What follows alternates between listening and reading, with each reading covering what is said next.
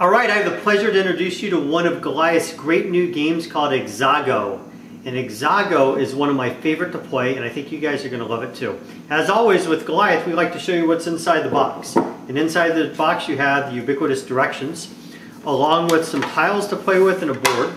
As I mentioned with some of our other games, we put the board in halves for a reason. It's so the box doesn't take up too much room either in your closet or on your shelf. And the object of this game is really simple. All you're trying to do is to get 4 in a row. And the way you play is you have 4 to 6 players who start off with 6 tiles each. And you know which tile you are by the little dots in front of you. So right here I'm orange. And if I'm orange and played first, I would have to play in the middle square. The other players playing next to me would take turns playing. So green might play here. The rules are you have to play touching one of the other squares on the board, not necessarily touching your own. So red could play here, and the game continues around until everyone uses up all of their tiles. What I'm going to do is switch over here to a game that's a little further in progress so you can see what's going on.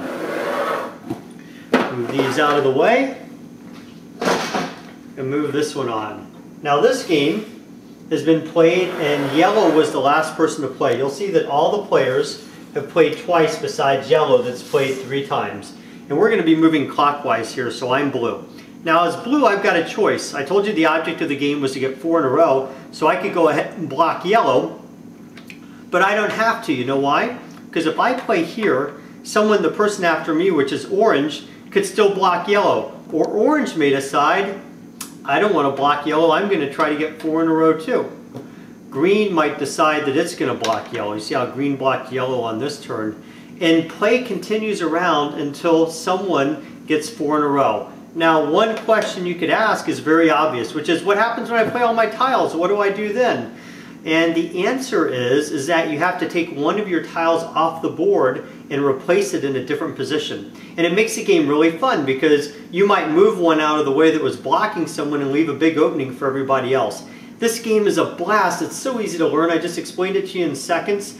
But the ability or the trade-offs to get 4 in a row make it really, really fun. And a tricky thing I'm going to recommend to you guys to do when you play, like if you're green, if you played right here, this is a great move because look, you got a chance to win on either end. So always look for chances to do that when you're playing so you can win at Exago.